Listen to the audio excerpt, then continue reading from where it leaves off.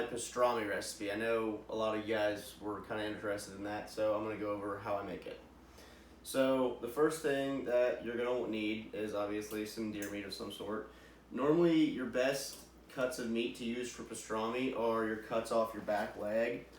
So you got like this piece, and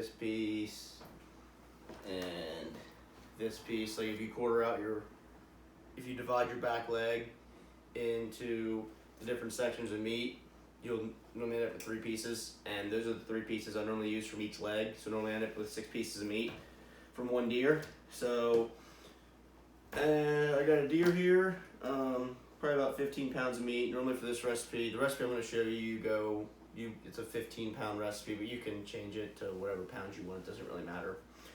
So the first thing you're going to need is Morton's Tender Quick Home Meat Cure. You can use other types of cure too, but this one has always worked really well for me, so that's why I've always used it. So the way I do my curing is I do an injection and a dry rub onto the meat. I don't do one or the other. So the way I do that and make sure it doesn't get extra salty is I'll take the recipe, like the directions on the back of the Tender Quick bag, and I'll have them for the cure and I'll have them for the dry rub. So then you kind of end up with a full strength, but 2 different ways.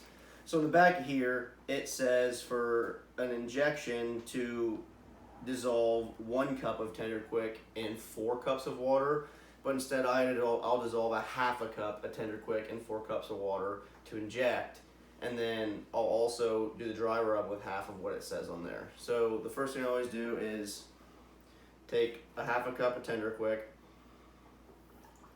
then dissolve it in water.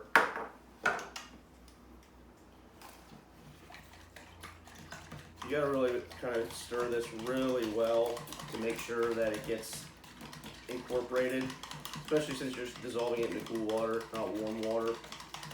It takes a minute to get it fully dissolved. You're gonna want a pretty good injection needle for this too.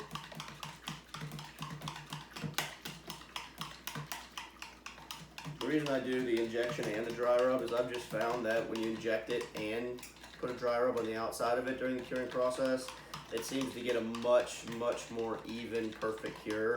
Because if you just inject it, it seems like a lot of times the outside edges don't quite get the cure, and if you just dry rub it, it seems like the very inside middle doesn't get the cure. So if you do both, you're gonna end up with a very good cure. Alright, so let's look at the bottom of that. That's looking pretty good. I think that's pretty well dissolved. So the next step is to take your piece of meat.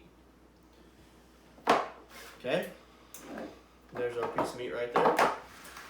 Then we're going to start injecting the crap out of it with this cure right here. Okay, so you'll fill your needle, and then there isn't really any specific way to do this. You kind of just put the injection needle in. You'll see the meat inflate, kinda.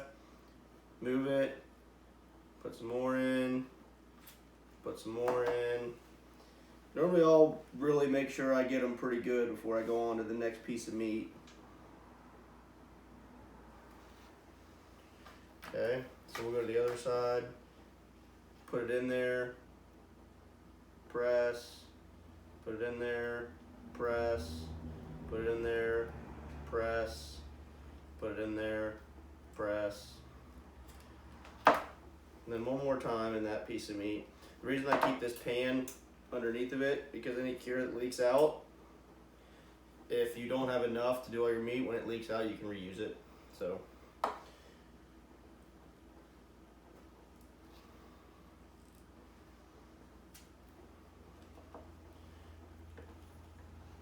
okay, I'd say that piece there is pretty much fully injected at this point and ready for our dry rub. I'm not going to go through doing all those. Injection all those is going to take too long. I'm just going to show you how to do it on one piece. So then for your dry rub, this I already have pre-mixed, but I'm going to show you what goes in here. This dry rub is going to be 1 cup of brown sugar,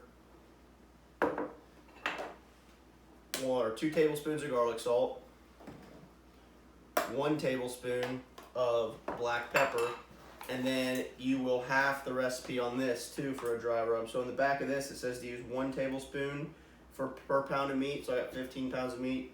According to this, I want to use 15 tablespoons of cure, but I used 7 because I'm having this just like I have that. So when you put them together, you end up with a full cure.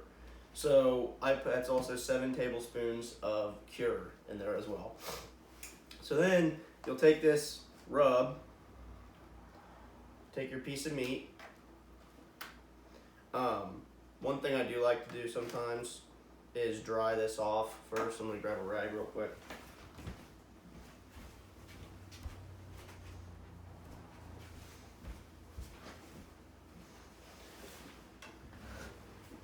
Alright, so you'll take your piece of meat.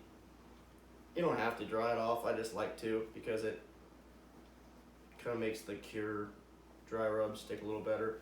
Okay, so there's that. Then you're going to take your piece of meat in a plastic bag, and you're just going to take this cure rub and just coat it all over the outside of this piece of meat. You can dip it down in there, do whatever you want to do. I should have got a bigger container, I'm making a mess. But that's what you're kind of going for, is to get it real coated in this rub.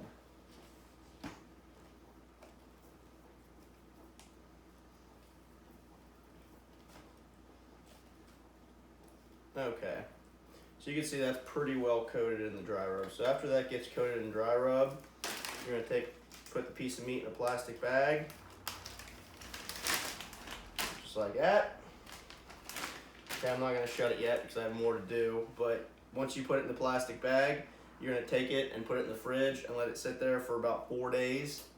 And after I get all these done and put in the bags and put in the fridge, I'm going to show you later on in the video how to check them and see if they're fully cured.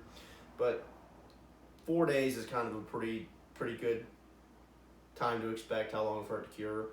So once you get them in the bags, put them in the fridge, and then you gotta let it cure. So I'll check back in with you guys after this meat is cured in 4 days.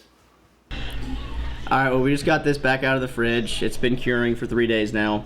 I just cut into it to check it and it looks good. The way you're gonna wanna check this is you cut into it and you can see it has a nice deep red color to it.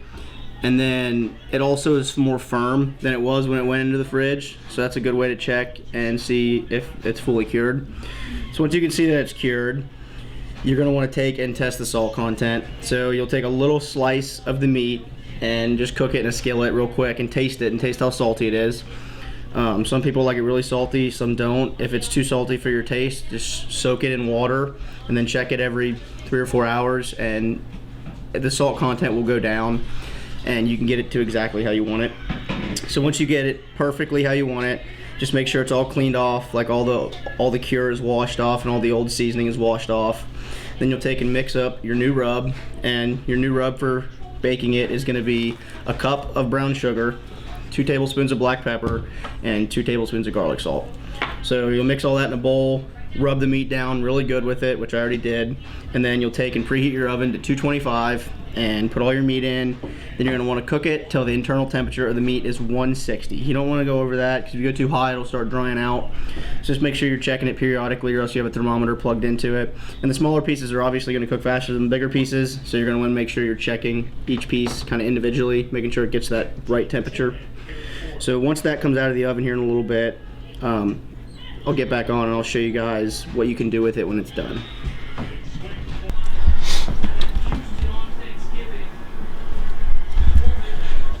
Alright, well we just got that meat out of the oven. It cooked for about 3 hours. It can vary a little bit depending on the thickness of your meat. Just make sure you're checking the temperature. We got it out, sliced into it. It looks perfect. As you can see, it's got that red color and it almost has like a little shimmer to it, like a golden shimmer. That means it took the cure really well. It's perfectly cooked. You just make sure you don't want to overcook it or else it'll get kind of dry. Once you get it out of the oven, you can pretty much do what you want with it. I like to slice it as thin as possible with a slicer and make Reubens, put it on sandwiches. But really, you can do whatever you want. You can slice it with a knife as thick as you want. It's good to just eat by itself, put on any sort of sandwich. It's kind of a universal piece of meat. It's really good. I hope you enjoyed the video. If you have any questions at all, you can put them in the comments, and I'll answer them as quickly as possible. It's not really hard to do. Anyone can do it. It's worth a try. It's very, very good. So thanks for watching.